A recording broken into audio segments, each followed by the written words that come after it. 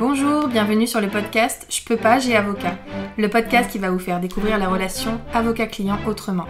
Nous sommes Anaïs Goulpeau et Sarah Kébir, avocates associées dans le cabinet Wave Avocat, et notre but avec ce podcast est de rendre l'avocat accessible. Ici, vous trouverez des discussions, des partages d'expériences, voire des confidences, mais aussi des réponses concrètes à vos questions juridiques dans nos domaines. Grâce à un langage adapté, des réponses claires et de la bonne humeur, nous espérons pouvoir répondre à vos questions et inquiétudes et peut-être vous donner une nouvelle vision de l'avocat.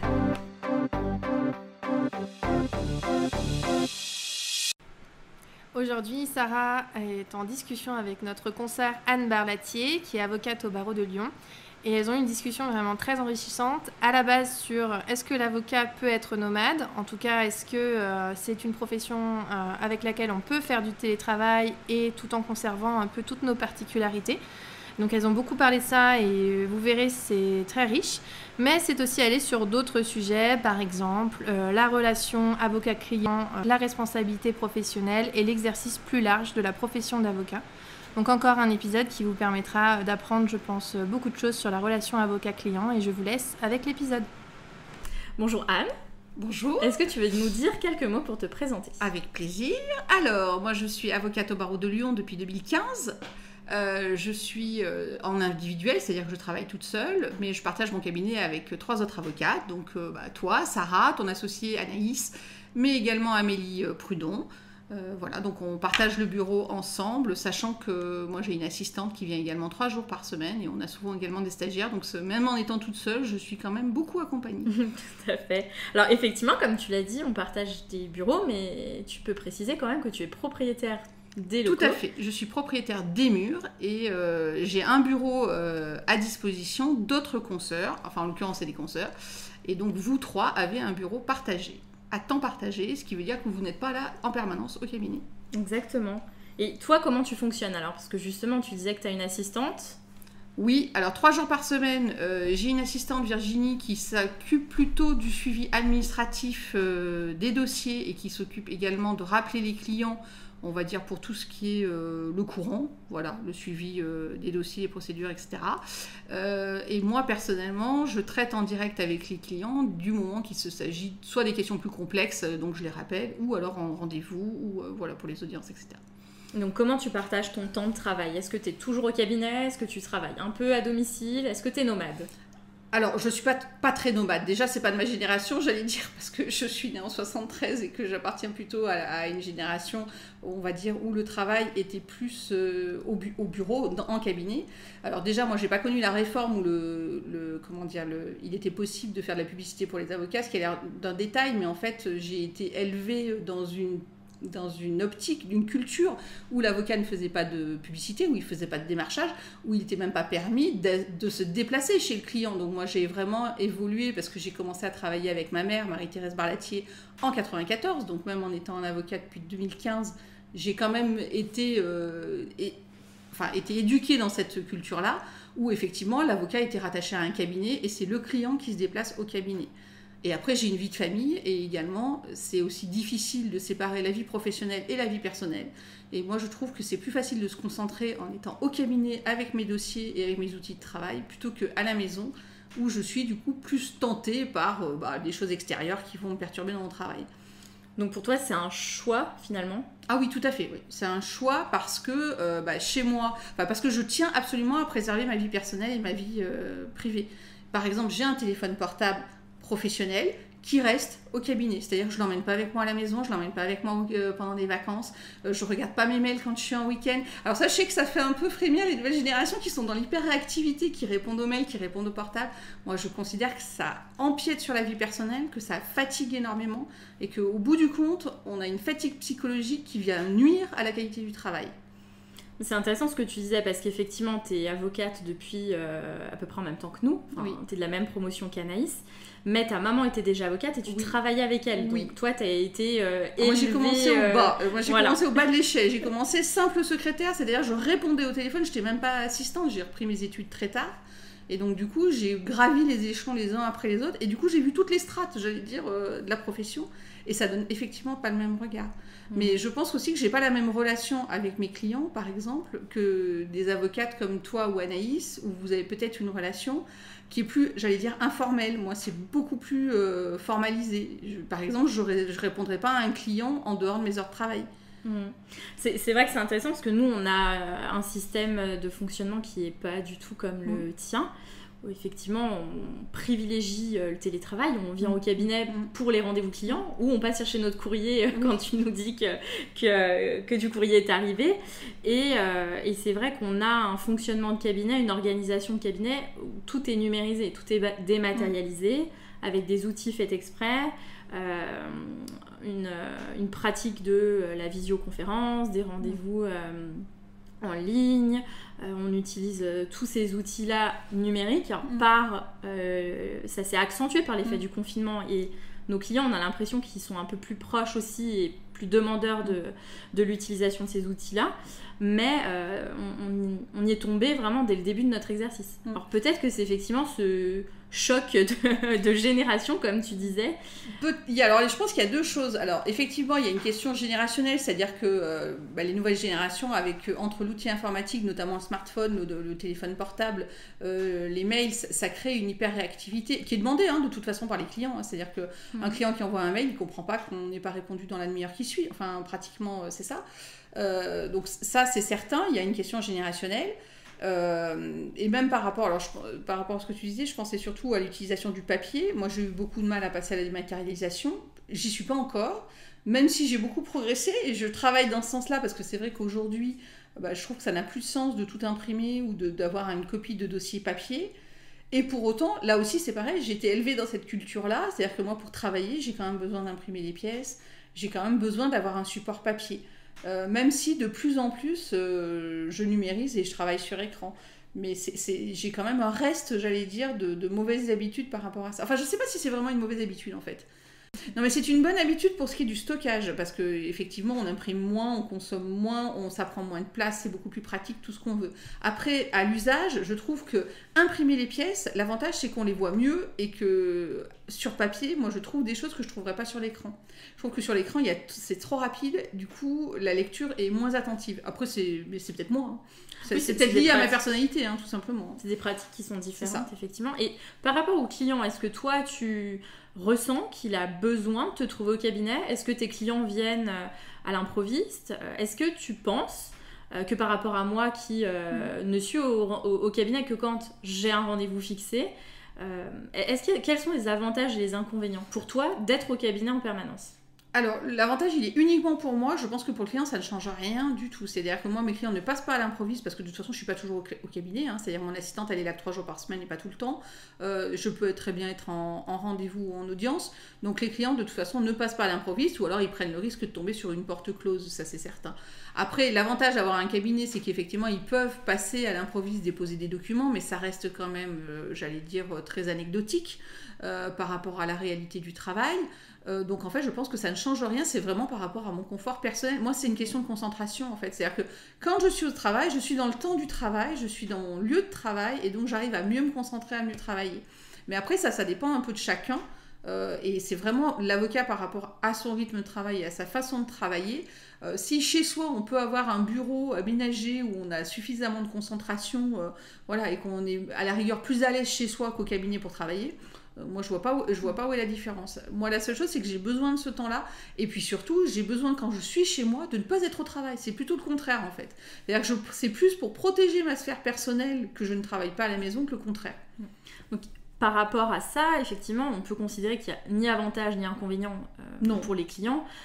Et d'autant plus que, comme tu le disais, on n'est pas toujours au cabinet. Même si on décide de ne pas être nomade, on est très souvent pris par les audiences, des rendez-vous extérieurs. Donc, de toute façon, quoi qu'il en soit, on ne peut pas assurer une permanence. Dans tous les cas, je pense que ce que demandent les gens, c'est même pas tant de la réactivité, mais de la réponse. Peu importe. Enfin, moi, je m'attache à répondre dans un temps assez court. Après, je pense que n'importe qui est capable de comprendre qu'on n'a pas eu le temps de rappeler. Enfin, je veux dire, c'est pas... le client qui est mécontent parce qu'on l'a pas rappelé dans la demi-heure dans la demi-heure qui suit, c'est que c'est un mauvais client, il faut pas travailler avec lui. pendant le confinement, t'as pas eu le choix là pour le coup, t'as dû rester confiné. C'est ça. T'as dû travailler à la maison.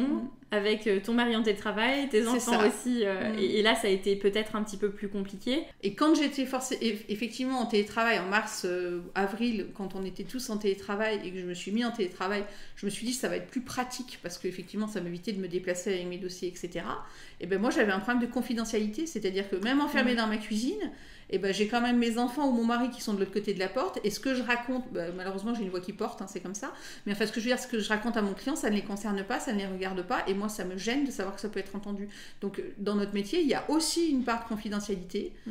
Quand c'est un confrère qui l'entend, ça ne me dérange pas, parce que le confrère il est soumis à la même règle de confidentialité que moi, donc il n'y a pas de difficulté. Quand c'est mes enfants ou mon mari, ça me dérange plus. Donc je trouve que ça me limite dans mon exercice. Alors effectivement, il faut qu'on précise, pour ceux qui vont écouter cet épisode, qu'on est soumis au secret professionnel et qu'on est soumis à la confidentialité des échanges qu'on peut avoir avec nos confrères. Donc ça pose une difficulté pratique, c'est que pour nous qui sommes nomades, ça suppose qu'on ait un espace de travail. On peut pas travailler depuis un café par exemple ou dans un coworking. Il faut qu'on soit dans un espace qui préserve ce secret professionnel. On peut pas laisser traîner les dossiers sur la table du salon. Voilà. Donc effectivement, il y a une contrainte pratique. Il faut en avoir bien conscience. Mais en tout cas pour nous, les avantages sont, une fois qu'on a dépassé cette contrainte qui n'est pas si insurmontable que ça, on va avoir l'avantage de la flexibilité et de la liberté dans notre organisation. La différence aussi entre nos deux cabinets, c'est que pour l'instant, Anaïs et moi, on n'est que toutes les deux. On n'est que toutes les deux, on est chacune dans nos domaines d'activité, donc on ne travaille pas à 4 mains sur les dossiers.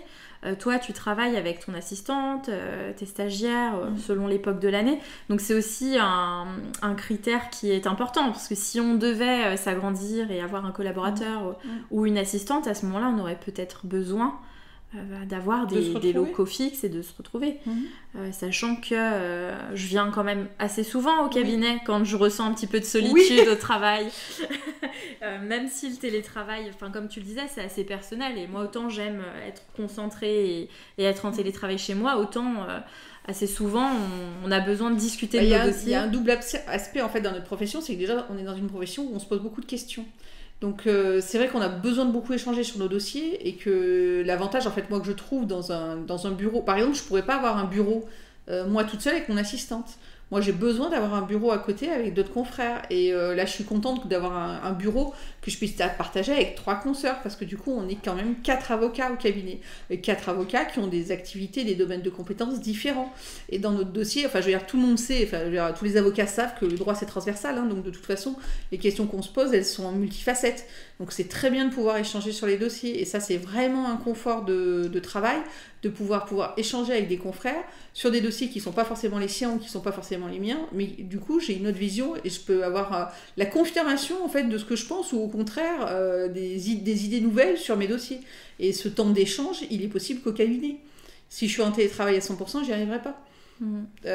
Ça c'est important. Et après par rapport à Virginie et à l'éventuel stagiaire qui travaille avec nous, là aussi c'est pareil, c'est un temps d'échange. Moi c'est important pour moi d'avoir un regard extérieur sur mes dossiers. Alors à une époque où j'avais peut-être moins de dossiers, où je pouvais donc du coup plus gérer à 100%, c'était certainement différent. Aujourd'hui, j'ai beaucoup plus de dossiers, j'ai beaucoup plus de volume. Je ne suis pas capable de toute façon de tout faire. Donc il faut bien que je délègue des tâches à quelqu'un d'autre. Donc je m'appuie nécessairement sur l'assistante ou sur la stagiaire. Et finalement, c'est un enrichissement parce que du coup, c'est pas uniquement mon regard, mais c'est aussi le regard de la personne qui travaille avec moi. Et ça permet de voir les choses différemment ou de le voir sur plusieurs facettes et donc de faire des choses qui sont à mon avis plus complètes. Mais alors, pour donner le retour de ma stagiaire pendant qu'elle était en confinement, où donc elle à 100% en télétravail, où j'ai envoyé des dossiers, etc., et ben elle a trouvé ça très frustrant finalement. parce que le temps d'échange qu'on peut avoir sur un dossier, ou du coup, je veux dire, c'est pas pareil de recevoir un dossier par mail et donc de le traiter uniquement en matière de façon dématérialisée, et de recevoir et d'avoir un échange concret, ou de rencontrer le client en rendez-vous, ou d'échanger sur le dossier. Alors que ta stagiaire en question, elle est assez jeune, donc c'est pas elle est stagiaire. C'est pas le choc générationnel qui explique la situation. Malgré tout, il y a une grande différence entre envoyer un dossier par mail avec toutes les pièces et demander à quelqu'un d'analyser, j'allais dire froidement, une situation, et ma stagiaire que je reçois dans mon bureau, à qui j'explique quelle est la situation du client, et ce qui s'est passé, et ce qu'il veut, et ce qu'il souhaite, et ça ne traversera pas les pièces qu'on peut transmettre. Et l'échange humain, donc, il est indispensable dans notre matière. Après, c'est aussi parce que je fais du droit de la famille que dans le droit de la famille, il y a beaucoup d'aspects humains et d'affects. Beaucoup plus qu'en contentieux, j'allais dire, de base, contentieux commercial, ou bancaire, ou ce qu'on... On avait une discussion, enfin tu me disais que toi tu avais besoin de voir ton client parce qu'il y avait plus de sincérité. Les clients mentent, malgré eux hein, parfois. Ce que je veux dire, c'est pas forcément qu'ils sont manipulateurs ou qu'ils veulent, etc. C'est que chacun a sa vision des choses, et que parfois ils vont masquer certains aspects de la réalité, où il y a des choses que consciemment, inconsciemment, ils vont éluder, déformer, etc. Et moi, effectivement, si on m'envoie un dossier qu'avec des pièces, et ben, ça m'est arrivé déjà dans le passé de recevoir des conclusions adverses ou de recevoir des pièces adverses qui vont complètement à l'inverse de ce que j'avais imaginé dans le dossier. Et ça, si la personne, je la rencontre, j'allais dire, en face à face, j'arrive à sentir où est la faille, où l'histoire, comment dire, prend le pas sur la réalité, ce qui est déformé, etc. Ça, c'est une question, c'est pareil, hein, c'est une question de ressenti. Donc j'arrive à voir là où ça coince, entre guillemets, alors que si j'ai un échange qui est strictement froid et dématérialisé avec la personne, ça je l'aurais pas. Si je me base uniquement sur les pièces, c'est quelque chose que je ne saurais pas, et du coup que j'anticiperai pas. Et donc là on peut avoir des mauvaises surprises. Exactement. Parfois. D'où l'intérêt pour toi de voir vraiment la personne. C'est ça. Mais là aussi, c'est parce que je fais du droit de la famille, qu'en droit de la famille, eh ben, il y a tout ce qu'on dit, il y a tout ce qu'on fait, il y a tout ce qu'on sait, il y a tout ce qu'on... Voilà, il y a beaucoup d'aléas. Il y a aussi ce que le client ne nous dit pas en pensant que ça n'a pas d'intérêt aussi pour le dossier, alors que ça peut être capital. Alors que ça en a. Bah parce que de toute façon, eux, ils n'ont pas une vision de juriste, hein, c'est-à-dire qu'eux, ils ont une vision qui est uniquement du coup sur l'affect, uniquement sur ce qui s'est passé, sur ce qu'ils ont ressenti. Et parfois, ça n'a rien à voir avec le droit.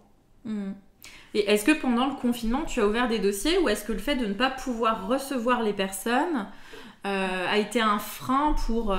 Alors ça n'a pas été un frein parce que bien heureusement j'ai un cabinet, j'allais dire, qui tourne depuis longtemps, donc effectivement je reçois de toute façon des appels et des nouveaux dossiers, j'allais dire comme ça, mais par contre il est important pour moi de pouvoir rencontrer les gens, donc tous les dossiers que j'ai ouverts pendant le confinement où j'ai pas pu rencontrer les gens, dans tous les cas j'ai pris rendez-vous avec eux à la levée du confinement. Et là encore actuellement, les dossiers que j'ouvre actuellement alors qu'on est en confinement, ou si je ne peux pas rencontrer les gens, je les rencontrerai au mois de janvier. Moi, j'ai besoin de pouvoir rencontrer les gens physiquement à un moment donné, à un instant T. Mais là, je parle du client, quoi, vraiment. Et il faut que cette rencontre se passe. Alors que c'est vrai que pour nous, on n'a pas nécessairement besoin de les voir physiquement, en tout cas pas immédiatement dès l'ouverture du dossier. On va s'assurer bien entendu de leur identité, parce que ça c'est quand même le béaba. On va s'assurer de qui sont les personnes qu'on peut avoir en face de nous. Mais le fait de rencontrer une personne en visio n'est pas pour nous... on ressent pas un manque de sincérité dans notre échange ou un manque de confiance dans notre échange. Au contraire, parfois, moi en tout cas, mon ressenti, c'est que les dossiers que j'ai pu ouvrir pendant le confinement, je n'ai pas l'impression d'avoir des liens de moins bonne qualité qu'avec les personnes que j'ai rencontrées, parfois même plusieurs fois, parce qu'il y a des personnes qui veulent nous voir. Il y a des personnes qui veulent nous voir souvent, qui n'acceptent pas de recevoir un projet d'écriture et de nous faire un retour par mail. Même si c'est pour nous dire « je suis d'accord » ou « je veux juste que vous changiez une virgule ». Il y a des personnes qui ont besoin de ce contact physique et de cet échange. Alors après, moi j'ai pensé aussi, il y a des clients effectivement avec qui j'ai bien sympathisé au téléphone ou par mail, etc. Et moi, c'est vrai que c'est moi qui ai besoin de les voir. Moi j'ai besoin de les rencontrer. J'ai besoin de créer effectivement ce lien avocat-client, quoi. Pour moi, c'est nécessaire. Même si c'est pas absolument nécessaire, et je pense qu'effectivement dans beaucoup de dossiers on peut s'en passer et c'est pas indispensable. Mais je trouve que ça c'est une valeur ajoutée. Je trouve que dans la relation client-avocat, la rencontre physique, ça permet de créer du lien et donc d'instaurer un lien de confiance avec la personne et donc j'allais dire de fidéliser. C'est pas vraiment fidéliser parce que la question c'est pas de fidéliser la clientèle, mais c'est de concrétiser finalement un accord, de savoir si je suis bien sur la même longueur d'onde avec mon client. C'est ce qui me permet en fait d'avancer dans le même sens, d'être sûr d'avancer dans le même sens en tout cas. Parce que c'est vrai que c'est intéressant ce que tu dis, la relation de confiance, elle ne se fait pas, elle ne doit pas se faire en tout cas que du client vers l'avocat. L'avocat doit aussi faire confiance être dans une relation de confiance, sentir qu'il peut travailler en confiance, que son travail n'est pas dénigré et qu'il sert véritablement. Et puis même pour des choses très simples, hein. Moi j'ai une cliente là qui m'a contactée pour un consentement mutuel, il n'y a pas d'enfant, il n'y a pas de bien, c'est vraiment on va expliquer, zéro difficulté. Donc pour un divorce par consentement mutuel, donc c'est les divorces dans lesquels... C'est uniquement par acte d'avocat, et quand il n'y a pas d'enfant et qu'il n'y a pas de bien, c'est des dossiers effectivement où il y a pas, et si en plus les époux sont d'accord pour divorcer, alors j'allais dire en cumul, tous les feux sont verts, donc vraiment on peut même se passer de rencontrer la personne et de serrer la main. Mais moi cette personne j'ai envie de la rencontrer parce que j'ai envie qu'elle me raconte pourquoi elle divorce, et pas dans le sens où elle va rentrer dans l'intimité de sa vie personnelle, mais j'ai envie de savoir quel est son projet de vie, pourquoi elle en est là et ce qu'elle veut vraiment, parce que ça va avoir des effets. Et les effets auxquels elle pense, c'est pas forcément les effets auxquels je vais penser moi. Et donc j'ai besoin de confronter finalement ces deux visions en fait de la procédure pour être sûr que ce que je lui propose, ça correspond réellement à ce qu'elle veut. Et est-ce que c'est une personne qui est âgée ? Ah non, c'est une personne qui a une trentaine d'années, je pense, 30-35 ans, je dirais comme ça. Donc non, c'est vraiment pas une personne âgée. Et je pense qu'elle, elle en éprouve pas franchement le besoin. Mais c'est moi, en tant qu'avocat, qui en ai besoin, parce que je pense qu'elle n'anticipe pas le nombre de questions que soulève un divorce et le nombre de conséquences que cela entraîne. Et c'est ça que je veux valider avec elle. Et ça, je le validerai pas en 30 secondes par téléphone. Enfin, je veux dire, on n'est pas commerçant, quoi. Je veux dire, je ne livre pas un service. C'est vraiment beaucoup plus complexe, la relation avocat-client, parce que la vision qu'on doit avoir de la situation d'un client, elle est plus que, j'allais dire, commerciale. Elle est vraiment, c'est vraiment la vie de la personne dans son ensemble. Donc, il faut voir quelle a été dans son passé, si elle a déjà été mariée, si elle a déjà des enfants, si elle a un projet de vie, si elle veut se remarier. Enfin, voilà. Il y a beaucoup d'aspects, en fait, de sa vie personnelle dont elle va pas forcément me parler, j'allais dire, d'entrée de jeu, et que moi, je dois anticiper. Et ça, toi, tu ne te vois pas le faire autrement que physiquement au cabinet ? Eh ben, c'est pas que je le vois pas autrement, c'est que ça me facilite la vie. C'est plus simple quand je rencontre la personne. Parce que quand je rencontre la personne, je vais lui poser des questions et je vais y penser. Alors qu'au téléphone, je vais pas avoir cette disponibilité-là. Ce sera pas la qualité de l'échange sera pas le même, ce sera pas aussi, enfin pour moi, c'est toujours pareil, c'est très personnel. Mais pour moi, la qualité de l'échange sera moins bonne. Alors tu vois, nous par rapport à ça, on a parce qu'effectivement là nos téléphones sont en silencieux, quand on va les remettre en mode actif, on va avoir des messages, on va avoir des SMS. Est-ce que la solution, en tout cas nous c'est ce qu'on a mis en place au cabinet, c'est que les clients qui veulent nous avoir au téléphone pour nous poser des questions, même si c'est une question comme ça, nous on a besoin d'être concentrés sur le dossier. Donc on les invite à bloquer un créneau en ligne. Donc à faire des rendez-vous téléphoniques. Donc à prévoir un rendez-vous téléphonique. Et donc on les oriente vers notre site internet, ils bloquent une plage de 15 minutes pendant laquelle eux sont disponibles et pas sur un trajet dans la voiture ou en sortant des courses parce qu'ils ont une illumination, ils ont une question. Donc ils ont le temps aussi de préparer vraiment, de faire le point avec eux-mêmes et de préparer leurs questions. Et nous on sait, c'est bloqué dans notre agenda, qu'à ce moment-là on va être complètement disponible pour eux. Et ça évite de se dire là voilà, je suis pas concentrée ou je vais pas y penser. En fait moi je pense que le mot-clé c'est la flexibilité, c'est-à-dire que tout dépend de la situation. Ah mais tout à fait, voilà. Oui, c'est urgence ou pas. Déjà, et puis en plus, moi sur un premier rendez-vous avec un client, effectivement, je vais faire le panorama et je vais essayer de valider à peu près tous les angles morts, etc. Et puis après, s'il a une question, franchement, je vais pas lui demander de bloquer un rendez-vous téléphonique. Il m'appelle, il pose sa question, je le rappelle, éventuellement. Enfin voilà, après ça peut se gérer comme ça. Mais je pense qu'il faut savoir s'adapter, du coup, pour le coup, aux besoins du client. C'est-à-dire qu'il y a une différence entre un client qui a une question, j'allais dire, basique, juste parce qu'il a oublié de poser une question, et un client qui veut faire le point sur son dossier, où là, du coup, ça va demander plus de temps, plus de concentration. Donc, oui, nous, c'est je ne prévoirais pas systématiquement un rendez-vous téléphonique pour une question simple. Non, effectivement. Alors, oui, j'aurais dû préciser. Nous, on les réoriente. Par exemple, typiquement, j'ai envoyé un projet d'acte. La cliente m'appelle pour me dire j'ai des questions à vous poser par rapport à ça. Là, ça nécessite simple, que je me pose, évidemment. que je reprenne mon projet et que je sois 100% avec elle. Un rendez-vous physique, c'est pas forcément nécessaire parce que la personne, tu l'as déjà rencontrée, vous avez déjà avancé sur le dossier, donc c'est pas nécessairement indispensable de la rencontrer physiquement parce que le lien de confiance, il est déjà créé. Exactement. Mais moi, en fait, c'est vraiment au niveau du lien de confiance et de la relation qu'on va créer avec le client. Parce qu'une fois que ce lien de confiance il est établi, finalement, peu importe qu'on échange par mail, par téléphone ou par pigeon voyageur, tout dépend. Enfin voilà, ce qu'il faut, c'est que ça convienne au client. Moi, dans tous les cas, je m'adapterai. Puisque la question, je pense qu'aujourd'hui, la grande qualité de l'avocat, c'est l'adaptabilité. Ce qu'il faut, c'est savoir s'adapter à son client. S'il n'a pas Internet, il faut lui écrire avec courrier. S'il préfère de la visio ou s'il préfère se déplacer, il faut savoir s'adapter, se mettre... le rôle de l'avocat, c'est de se mettre au niveau de son client pour qu'il puisse entendre la réponse qu'on va lui apporter. Parce que la réponse qu'on va lui apporter, c'est pas nécessairement celle qu'il veut entendre et celle qu'il aura et que le juge y donnera. Et je trouve que notre grande difficulté dans notre métier, c'est de faire accepter au client que ce qu'il veut, c'est pas nécessairement ce qu'il veut avoir et c'est pas nécessairement en plus ce qui est bien pour lui. Et notre rôle, c'est un rôle qui est vraiment un rôle de conseil avant toute chose. Avant même d'engager une procédure, c'est un rôle de conseil. Et ça, c'est très compliqué. Ça demande beaucoup de compétences et beaucoup de temps et beaucoup d'écoute. Exactement, il y a aussi cette capacité d'écoute qui est importante et qui est demandée par... c'est ça. Par tous nos clients en réalité. Tous ont besoin de se sentir considérés comme une individualité et avec des problématiques qui leur sont propres. Oui, et puis de la façon la plus étrange qui soit, les gens viennent avec une demande, mais en réalité la réponse qu'on va leur apporter, c'est pas nécessairement ce qu'ils demandent, et pourtant c'est ce qu'ils veulent, alors qu'ils ne le savent pas. C'est ça qui est rigolo. Enfin, voilà, et c'est pour ça que le rôle de l'avocat est primordial. Mais vraiment primordial, parce que je pense qu'effectivement les gens ne sont pas à même, parce qu'ils sont dans l'événement, parce qu'ils sont dans l'affect.